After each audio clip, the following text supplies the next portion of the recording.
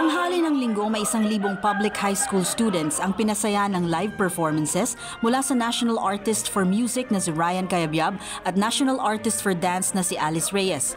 Bahagi ito ng programang Puso ng Pasko, 1 oras na musical tampok ang Filipino Christmas carols.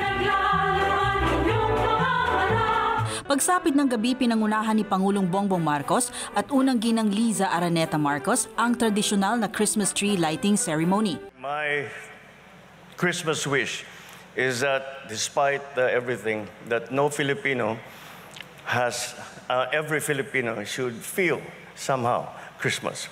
Because after all, no matter how many typhoons they throw at us, no matter how many problems are thrown at us, there's nothing that will quench the Christmas spirit in the Filipino heart.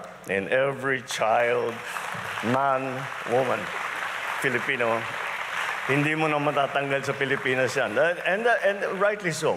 We all deserve Christmas. It's been a tough year. Binigyang parangal din ni Pangulong Marcos kasama ang unang ginang at Education Secretary Sonny Angara ang top 3 na nanalo sa National Parol Making Competition na pinamagatang isang bituin, isang mithiin.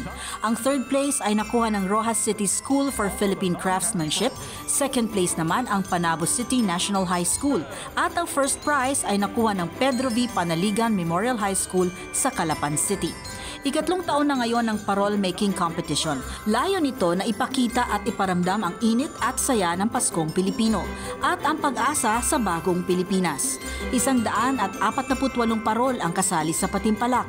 Gawa ang mga ito ng mga estudyante mula sa iba't ibang high school sa Pilipinas. Nagbigay kasiyahan din sa mga bisita kagabi ang performances ng Alice Reyes Dance Philippines, ni Carla Guevara La Forteza at ni Jose Marie Chan na personal na inibitahan ng first couple. Mula December 16 hanggang 24, inaasahang magbubukas sa publiko ang Malacañang Gates para sa simbang gabi at libreng carnival rides. Para sa agenda, Pierre Pastor, BNC.